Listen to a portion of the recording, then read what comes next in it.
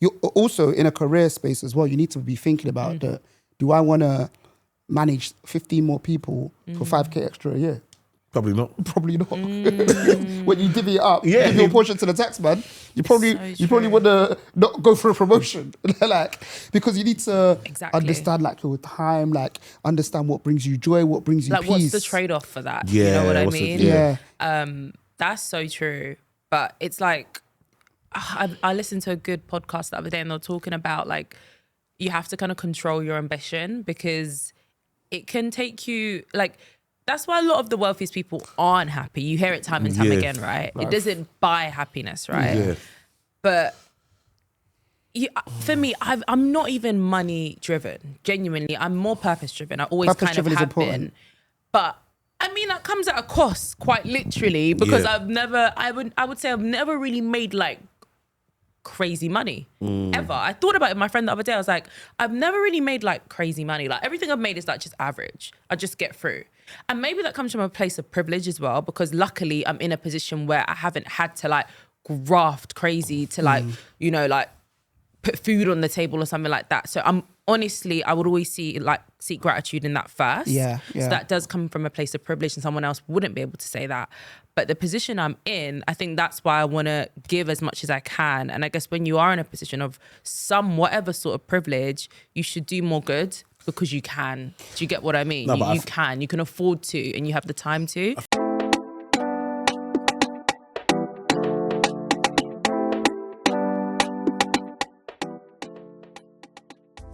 Yo, people, welcome back to the Bread and Butter podcast. You got myself, Tayo, in the building. And myself, E-Man. We have a special guest for you today. We've been doing a lot of guests recently, E-Man, haven't we? Proper. But this is a real special guest. We got Mosique Lavontelle in the building. Whoop, whoop, whoop, whoop, whoop, whoop, whoop. Come on.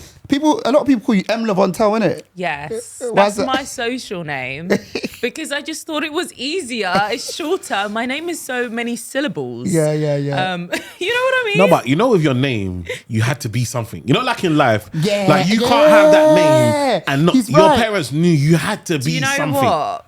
I so agree with you. Yeah, you have to. Not to sound big-headed, but anytime I'm like going quiet and I'm like, my name, I love this name, you know? Yeah. It has to be something. Yeah. It has to hold weight in this world. It has to hold weight. It has to have a legacy. So, yes, I agree with you on that. Do you know what's funny about what you're saying though? It's so funny that when you create a social media platform, and this, hopefully this inspires people that are creating a social media platform today, you never expect it to be what it is. And you never expect your social media brand, like, if it was Mosique Lavontelle, one word, everyone would know your first name. True. Because the social media brand is so strong, you chose M. Lavontelle. Now everybody, yo, M. Lavontelle. Do you know what? That's good. That's a good point. But I think I started like introducing Mosique like as recently, within right? content, yeah. Because so people know what the M stands for. Yes. Yes. Do you know why I didn't want to have Mosique Lavontelle initially?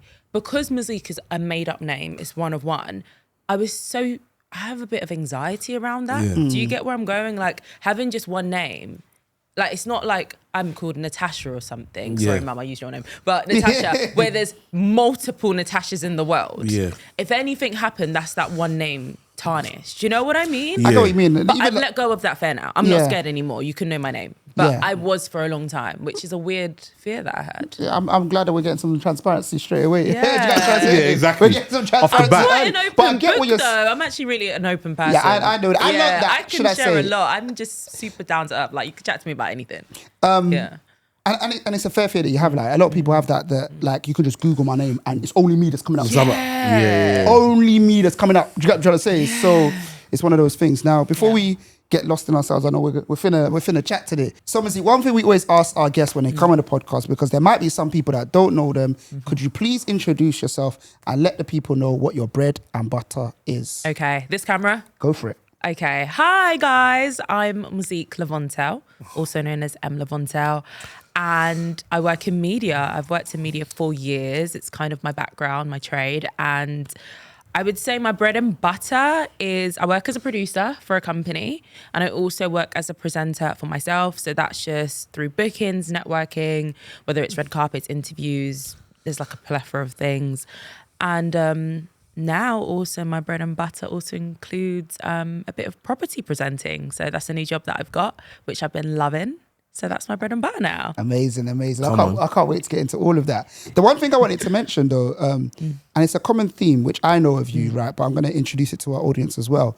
Common theme for all of our guests, and we don't do it on purpose. Yeah. A lot of our guests were doing the work before no one was looking.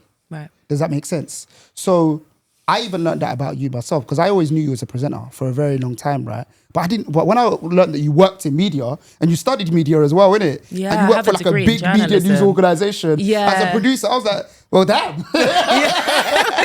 You get what I'm trying to say? I was like, well, damn. So talk to us about that. Like, did you always want to get into media? Did you always want to be a producer? No. Okay. I didn't want to be a producer. I have always worked in media. I always wanted to. Yes, I think so. You know, year 10, where you do your work experience. Yeah, I did mine in like a TV studio back in the days, obviously. It was like an Afro-Caribbean TV studio. Ben TV? It was not Ben TV, OHTV. OHTV, yeah, remember them? Do you actually remember I remember them. I remember them. OHTV, I did it there. Yeah. And they made me try out presenting. I mean, I was like, I don't know how old, very young. I was terrible, obviously, at the time. But I was like, actually, I kind of like this. I mean, growing up, I was a performing arts kid. So I did tap, I did ballet, I went to acting school on Saturdays. I was quite a busy child. My mum took me to everything. I used to go for, bigger up. And my dad too. Like, they were just, and my grandma, like my whole family, they're just a great unit. So I knew I wanted to be in some sort of media stage, something creative. I was always very creative. Yeah. And then after that work experience, I was like, okay, maybe I could do presenting actually, because I'd always watch a lot of TV shows. I loved people like, I watched Trisha Goddard actually growing up. I watched all of these hosts, etc. I loved Big Brother as well. I loved Davina McCall, all these people. Big up Davina. Big up Davina. I love Davina. You know. She's dope. I've loved her from Street Mate when she used to stop. Do you remember Street Mate when she stopped on the street? Davina's sick, man. She's such a good presenter. Yeah, she really is. So when I got to when I got to college, you had to pick your degree. I didn't know what I wanted to do. I was always good at English. That was my strength. Everyone's got their strengths. I don't know what you guys' strengths are like. It's either science, maths, or English, right? Maths. Is your maths yours? Yeah. Maths and P. Everything's mine, but maths. I'm sorry. He's one of those Nigerians. You know those. Yeah, so I think English was my strength. Maths was second best for me. And then science was just forget about it. I was just not good at science. So I was like, okay, I like media. I like English. I'm good at English. I don't know what I want to do. I didn't know what I wanted to do, but I picked journalism because it just sounded like it made sense for my strengths, right? And then I did that. And then second year of uni, I was like, I need to get some experience. And then I started at Pulse 88 Radio. I don't know if anyone remembers I've been on that. Pulse. Oh yeah, Pulse 88 from back then. I started there. I used to listen to them because they were in the area where my uni were, because it's local. That's so funny. Like the young people won't be able to gather that concept. I right? know, but right? You need to be local as there's catchment area. I know, right? It's a different time, isn't it? Different time, yeah. But I was listening to them. I had a friend that was on her uni station, and they put an ad out saying they're looking for presenters. I had zero experience at this point, apart from that work experience. Yeah. So I used my uni facilities because I was in media. Made a demo, sent it off, and then they called me in. I was like just helping out for months, then got a show there. This is at the time where like people like ZZ was there, Lin May, a lot of them had their shows as well. We were all there at that point, a few other people too. And yeah, just started from there and then went to the Beat London. I was doing it at the same time, which they were like, it's a conflict of interest. You're going to need to pick which station, because I was producing at the Beat while presenting at Pulse. So I had to pick a side. And then I went to the Beat just because it was a bit more progressive at that time. There was more people there that I can kind of network with. And then I went to the Beat. I was a host there all the way up until lockdown. But that sadly came to an end. But I was doing that full time. That was like my life. Just working as a radio presenter, like Monday to Friday, and producing. I've always produced on the side, because anyone that knows about this business as a presenter, you're always going to have to produce to make money, because presenting doesn't bring you money straight away, or doesn't bring you enough money straight away to live on. So you might have to do like broadcast assistant, or people in this kind of industry will know these terms, or whatever, researcher, etc., just to supplement. Yeah, it's a supplement. But it's good because you meet people, and I know how to work behind the camera and in front. So I know what looks good. I know what needs to be in check. But then I also have learnt the skills of being in front of the camera too. Do you find that sometimes when you're in front of the camera and there's Higgy Hagger going behind the camera. They're not good. You're like, bro, just move out the way. Yeah, I do. Yeah, you kind of get a bit like, become a bit of a control freak. You want to just put your hands in and everything. But yeah, you have to just let it be. You have to let go. You have to let go. Yeah. I love your story in it, because one thing that we try and encourage our people as well is just like, Eman said it on a previous podcast we did today. And he was like, 50% of it is staying in the game, right? Yeah. And a lot of people in your scenario might have quit or gave up. Yeah. You know, like I often say to people, like, your dream only lasted 9 months. Like, you only worked on your dream for 9 months. You only worked on your dream for 2 years. You wanted to be a producer for 6 months. You wanted to be a presenter for 24 months. Like, you need to be consistent. And you stuck it through. You kept on working at it. And look where you are today, which we're going to get into. So what did it look like after the pandemic? It was weird. It was tricky. We all had to come off air because no one could go into office. And then they were bringing us back, but it was now completely unpaid for whatever reason. Maybe the pandemic had a financial hit on the business. But that, amongst other things, which I won't delve into, but other politics within the management combined, it just didn't fit for me to go back. I was just like, it's not worth it. Me going back with one, no pay, and then there was a bit of issues with the management and stuff that was going on. I wasn't really happy. I wasn't happy anymore, although I loved doing it. So I just said, I'm not going to go back. Well, it's not how it happened, but anyway, I didn't go back. It wasn't how it happened. Basically, they got rid of me before I even kind of said and confirmed it. I got taken out the group chat, and I remember messaging my colleague. I was like, "Wait, what's going on? Am I not?" And they're like, "No, they said you left." I was like, "Wait, I didn't even." Okay, cool. It must burn that you didn't get to say it first. I didn't get to say it first, but it is what it is. We're cool. Me and the management are cool now. Like, he still follows me in my journey now, but that ended. But then other things started to pop up. So I started doing I got this opportunity through Twitter randomly to work for Hearst UK, which is a media company that owns like Cosmo, Women's Health and stuff, as their celebrity reporter. So I did that from home during the pandemic, which was so fun. So well like paid. Zoom meetings. Yeah, Zoom meetings. Well paid, gosh. It was. You know when they say well paid, it means that you're impressed. Like, it's more than what you before you deserve. I was for that. Do you know what? I really was impressed, especially at that time in my life. I was quite young as well. So for that, it was. Yeah, because I wasn't making, although I was getting paid on radio, I wasn't making a lot of money. It was very bare minimum. I was just happy to get paid. In all honesty, I was just happy. But so I did that. So I was doing that once a week. But what I was earning doing that once per week for 4 times a month was the same as a full-time salary from doing that once a week. So I was able to travel. I was going out with my friends. I mean, I shouldn't have been traveling, but I was traveling because, you had to take advantage after, this is when the pandemic died down a bit, A lot of people were scared to travel. You were allowed to travel, but no one did. And me and my friend, because I don't know our jobs at that time, I was flexible. I just worked 1 day a week where I could work from home. So I could work. I could record from a hotel in Bali. Do you get what I mean? As long as I get the job done, I'd have a white wall behind me. I can record it because I send it off. I record it. They send it off. The editors then edit the graphics and then they put it on their YouTube content. That was the kind of role which I loved doing. It was so fun. But that was only temporary. It was only a temporary job. So in these industries, things come and go. It's like seasons. So that was for 6-7 months. I did that. Did some stuff with Link Up. I was doing hot list reporting on top songs during the pandemic. Everyone's at home. Did some of my own content on IG Live. Yeah. Gosh, do people still use IG Live? Is that still a thing? I know. I'm thinking about going back to Has it died? lives. Is it there? I think it's there. But I think apparently on TikTok, if you really want to blow, you have to be doing lives. That's what I heard. If you really want to go, so I think lives are coming back. People want longer form content and they want that interaction. So lives are coming back. But at that time, when I first started, do you remember everyone was tuning in at 6? Trust me. And then you go on your Instagram and everyone's live. It's just everyone's live at the same time. It's crazy. It's crazy. It's true. That was a time. So I was doing loads of stuff interviews on live with different people. I had a series I did.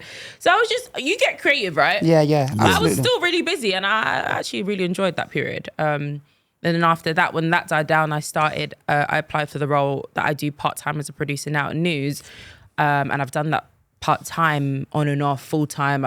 It's varied. I've had different roles within that company for 3 years now. What's it like juggling? Because we'll speak a bit more about what you're doing today, innit? But what's it like for those 3 years juggling, thinking of your own ideas, working as a contractor for other people's businesses, and working part-time or full-time for a major organisation? So there were tough moments. I will say that. The toughest moment was, I started on weekends and I did 5 a.m. to 1 p.m. every Saturday and Sunday. And that was really tough. At the beginning, it wasn't tough. Although getting no sleep was tough because I had to leave my house at 5 a.m. Yeah, I had to be there at 5 a.m. Matter of fact, I actually had to be there because the show starts at 5 a.m. So I had to be there about 4:45 to get in the studio, just get my stuff set up. Because if I get there at 5, the show started. Yeah. So that was hard, not because of the sleep. I was just grateful to get the job. In all honesty, I'm quite like, I believe in hard work. Yeah. So I wasn't like, I gotta wake up. I was like, I've got this job. I'm appreciating the fact I've got this job and it's gonna bring me an income and I'm learning and meeting people. Claudia Liza was there at the time. Trisha was also on the station at the time. So I was just excited to see. There was other presenters too, but those are the two that obviously I can relate to, right? Yeah. So I did that, but that had a strain on my friendships and my relationship because I wasn't, the one time where people are off work, I was tired or having to think about going to work. I missed so many like gatherings and family events and I was just always drained on the weekend. Although I had all the time in the week, no one was around. So everyone's working, socially, that was awful. That changed. I then went full time. No, I did mornings. So 5 hours in the morning, 5 till 10, which actually was okay. Monday to Friday, changed to that. That wasn't too bad. But I would do stuff like film. I think I was doing content with Link Up at the time, film from them like 1 p.m. after, go to red carpets from like 3 p.m. after. And I would have been up since 3 a.m. that day. This was like 2 years ago when I was active. I don't know if I remember. I was doing so many different pieces of content, going to this event. Even I remember when I did Giggs' event that time, because that content did pretty well. Oh my God, do you know how tired I was? I literally napped during that whole party. I was in the room where all the press was, sleeping. I was that tired. I was actually sleeping. I did all the interviews. I got everyone, yeah. I was like, guys, I'm so tired. I'm going to sleep. I literally slept for like an hour and then woke back up. And then I think the party got locked off in it or something like that. I remember. And then we all went home. I was just so tired because I'd been up since like 3 a.m. But that was hard because it's just lack of sleep. Yeah. Then I did full time where I was doing like 8 till 4, the best hours ever. 8 till 4 p.m. is perfect. That didn't last long. And then now I do, now I'm doing 3 days a week. So I do Monday to Wednesday and it's 10 hours. Yeah. But at least it's 9 till 7. You mentioned something that I wanted to come on to about being happy. Yeah. And you mentioned like, you were happy and then you left because you wasn't happy. Like, talk about the importance of happiness. Because I guess when I think about it, when you said it, the first thing I remember when I was a cashier at Barclays, it was probably the happiest time. And there's like, I guess when you're happy and you enjoy what you do, the money doesn't really matter. Yeah. Like, but we used to go work, we'd be there early, do work in the bank, and then after the bank closes, we'd stay afterwards. We'd order. We had Vapianos next door. We'd have Vapianos. They give it because they were our customers. They used to give it to us food for free. We'll stay in the branch till like 8, 9 o'clock. Then go home. Then come back again and do it. And we were getting paid peanuts, but it didn't matter because we were happy. Like, how do you balance the whole being happy, but then also wanting to make money? Because what you sounded like your last 2 years don't sound like there was much happiness, but your level has gone crazy. Yeah, that's a good question. Where I'm at now, I'm definitely prioritizing happiness. So I'm going to cut my days down to 2 days.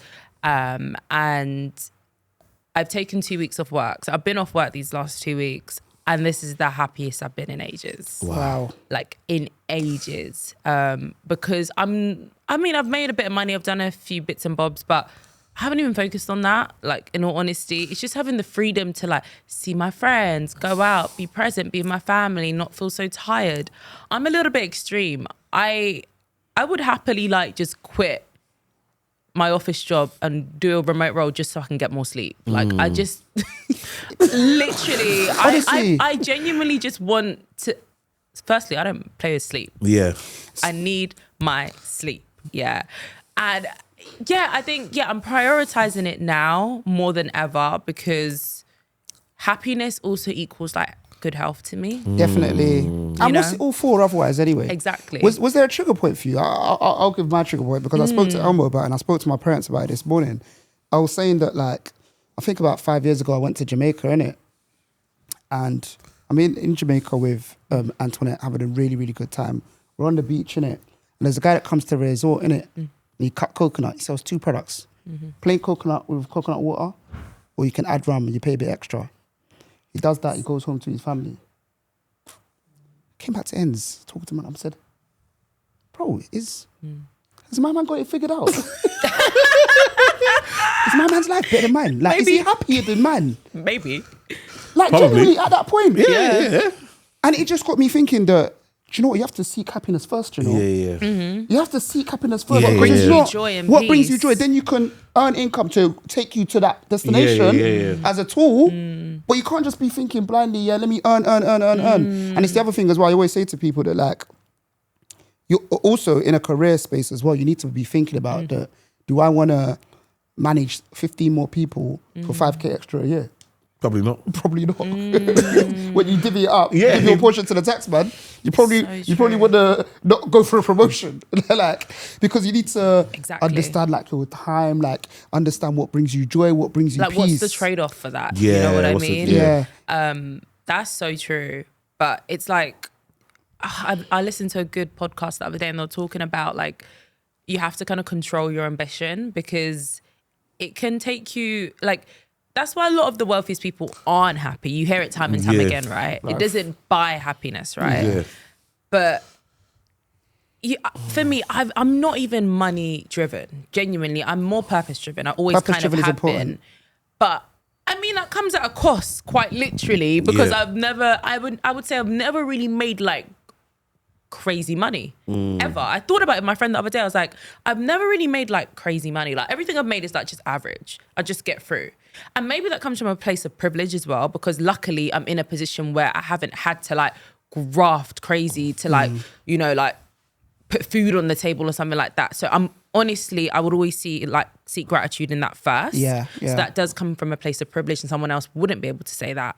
But the position I'm in, I think that's why I want to give as much as I can. And I guess when you are in a position of some whatever sort of privilege, you should do more good because you can. Do you get what I mean? No, but You can afford to and you have the time to. I think it's distorted as well because you're average. Remember who you're around. Yeah, it's true. So you're Yeah. comparing yourself to imagine the people you're interviewing, the people you're around, the people you're around are doing bits. So you're going to consider it average. Yeah, But maybe. it's distorted relative. it's relative to the It's people relative. you have I was access just to. relating it to like minimum wage and like what the kind of average salary is. And I just think I've just never really earned like crazy amounts of money because I do truly believe it will come in the future as well. But yeah. And I think that, like you mentioned, like sometimes when you lead with purpose, it does come at a cost. It's It just does. like having morals comes at a cost. Oh, yeah. Having ethics comes at a cost. Do you Facts. get what I'm trying to say? Facts. That's just facts. You said something super important as well, though. I think that you mentioned about purpose, because you'll find that the billionaires that are happy still have a purpose that they're driven towards. So maybe it's philanthropy. Philanthropy. Do you know what I'm trying to say? Yeah, They they're help working others. towards something, yeah. They help others, because a lot of people get super rich by building, but they still want to build, they still want to give. I saw, I don't know if you know Loom, Loom, Yeah. the video thing. The guy made a tweet, innit? He said he sold it. He said he sold it. He said, bro, my blo- days... What did he... Lost purpose. He said, lost I don't purpose. know. I don't know what to do myself. I don't know. He said, It's the "This saddest is thing he's been. It's the saddest he's ever been." He said, "My day is just empty. I do not know what to do. I can't believe that. I don't know. My diary is clear for the foreseeable future. Like, what is going on, basically?" So it's kind of like, it just doubles down on what you mentioned, that like purpose is super, super important. But and at the same time, it's so important that you're open and share this, because there are probably bare people at home that want your lifestyle. They want to be you. They do you know what I mean? Because you Yeah. are a role model and you Yeah, are an yeah, example and you are doing bits and you you are someone that people aspire to be. And it's great to people hear the other side that actually need us here. Like, it's not it's hard. There's a lot of sacrifice. Yeah, there's a lot of sacrifice. Do you know what?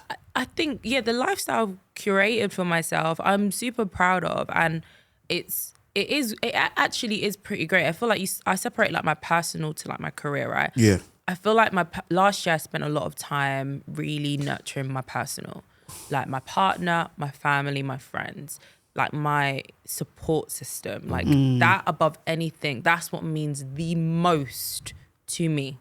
I'll sacrifice anything else. But obviously at the back of my head, I'm like, I do have these goals. I do have these dreams and things I want to achieve. So yeah, that's where I'm at now. I think because I got that side of my life intact last year, I feel like this is where I'm like, all right, I need to do for me. And also I want to have kids and stuff. So I want to get my selfish years out the way. Yeah. Because once a little bubba comes in, they're going to have to come first. Yeah. So, yeah. Love that. Facts. Yeah. So you spoke about the fact that you earn average and have never earned loads and so on and so forth. Very, very average. You're a homeowner. Talk to us about how that came about. That's a good one. Let's talk about that. Do you know what? That is actually a good segue because someone. I'm good at segues though. Yeah, that's a good segue because someone will be like, "Oh, you earn average, but you bought a home." Good. That's a good point. Let's talk about it. Firstly, when you buy a property, it's all about where you're buying. Yeah. Yep. I never said I bought a mansion in London. Do you get what I mean?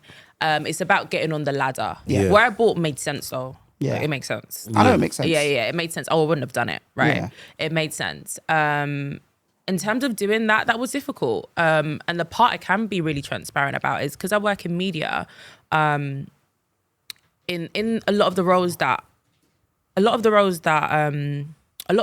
in media that I do, they are non-contracted. So like you're freelance, but you might be on the books like PAYE, like it goes through the books. I don't know the technicalities. Yeah, you're saying what you're saying is making sense. Yeah. But you're still on paper, not contracted. Yeah. There's no formal contracts. Yeah. Like when you work at ITV as a producer and stuff, a lot of them are just freelancers. Like, do you know what I mean? Yeah. It's quite common. It's very common. So that made it so hard to get a mortgage. It's very difficult because the balance between the two. So you're a freelancer, so you're self-employed, but you're on PAYE, so you're getting taxed and employed. Right. So it almost feels like and you're working. You've got hours. Yeah, you've got hours. It's not like you're freelance, but my timetable isn't freelance. No. Yeah. I'm still working Monday. When I got it, I was working Monday to Friday. That's what I did at that specific point. I couldn't do it now because Yeah. I'm on part time and all that stuff. But I was working full time, so I could afford to do it. Do you know? Did you do it so you could get the mortgage? Yes. Gotta be intentional. Yeah. Tell them. I said if I'm going to work strategy. full time for these 6 months, I'm going to try and get a house. Yeah. Because I know I'm not going to be able to probably do this next year when I want to float around and chase dreams and stuff because I don't have the income, right? So yeah, I was completely intentional about it, everything. That's amazing. That's amazing. And how did you find the experience buying your first home? What plans did you have for it? Do you know what? So I had an ISA from when I was 18. So that helped, government bonus, all that stuff, jazz. In terms of deposit, when people think about how you raise the funds and stuff. What was I going to say? So the process, honestly, I thank God because my process was so smooth. It's good. It was so smooth. Like the first day I went to view properties, which you book in like 10, right? Went around looking. And I think the one that I ended up buying, it came on to Rightmove like that day or something. And I added it in last minute. It was the last viewing. And I just called them. I was like, this is perfect. I want this one. And from then, that one stuck with me. I think the next day I put in an offer. By that evening, they accepted it. It was so easy. But not everyone has that experience, and I'm fully aware of that. Yeah. It's not always that easy. So guys, listen, this is like one-on-one. Don't think it's going to be that easy. It might not be. But I just got lucky in that sense. And then from there, I mean, the mortgage process was hard, like I said, because I wasn't on a contract. So all that meant is that you need to find a specialist broker that can handle it. It is possible to still get the mortgage because, like I said, I was working full time. I had pay slips. I was actually working and I had income. I had my deposit. I had everything ready, but it's just a contract bit. So I went through, I think, 3 brokers. It was very straining. So just to note on that one as well, like I think that the first thing you did well, which a lot of people don't do, is that people do DIY. So they'll be saying to themselves that I'm a contractor, so I won't be able to get a mortgage. This is long. Or they'll look online, and online it says that, oh yeah, if you're working PAYE and freelancing, you probably won't be able to get a mortgage, and they give up there and then basically. Right. First of all, you persevered and went to a professional, someone who works in the industry, someone who does it day in, day out. Yeah. And then the next thing is that one of them told you that they can't do it. You went to another, Yes. and then went to another again. I rate that, man, because a lot of people won't do that. Genuinely, that is the most important part of the process. For me, it was, because without that specialist broker, I wouldn't have been able to get the house. Yeah. So finding a specialist broker for your situation is unbelievably important, like so important. Because then from there, everything gets easier.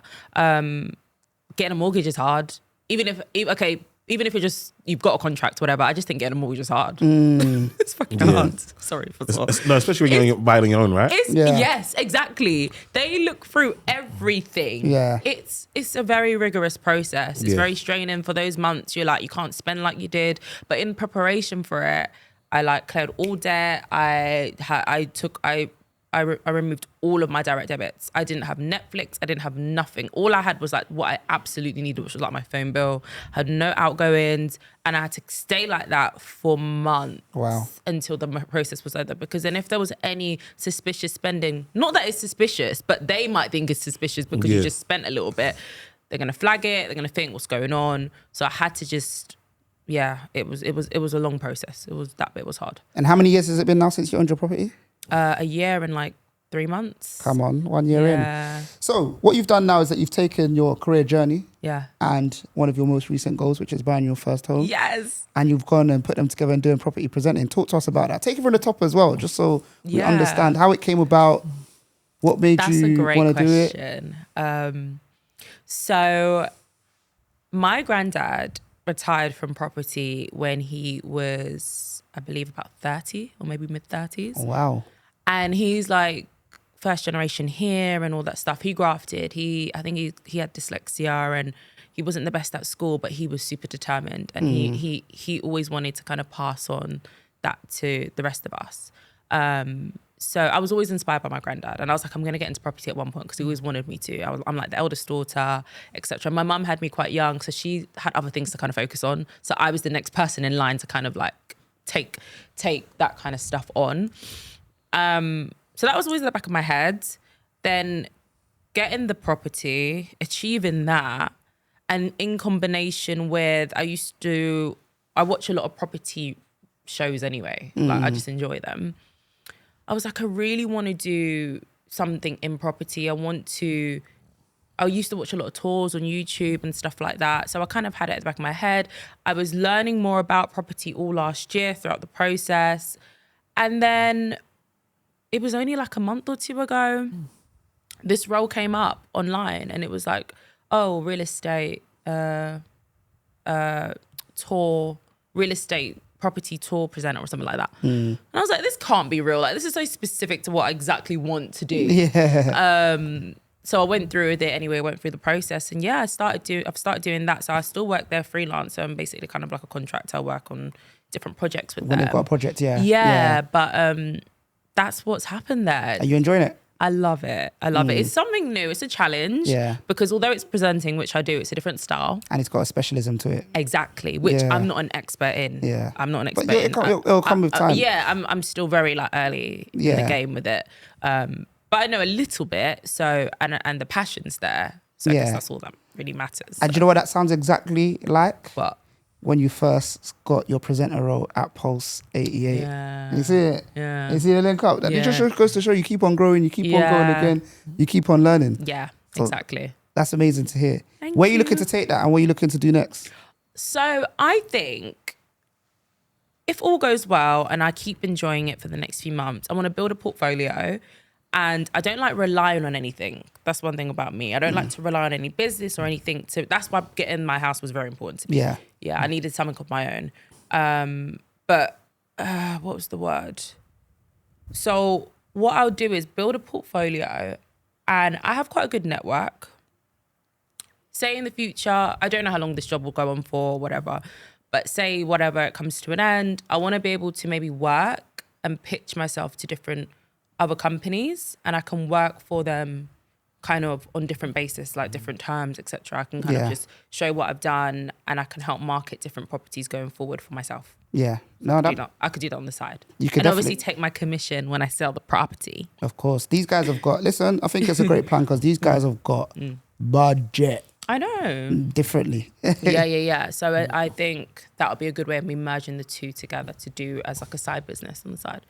because I don't have, I mean, I am my own business, but I would like to have like a kind of, I do want to build something though that isn't me doing the legwork though, like something outside of me, because I feel a bit exhausted at times. Because everything I do is me doing, what's the word that I'm looking for? But you're working in the business, not on the business. Yeah, it's very labor intensive. Labor intensive. So yeah. I'm gonna give you a tip live, and I think you can do both at the same time. Yeah. The term that I would use is top of funnel. So you just need a business that makes you top of funnel.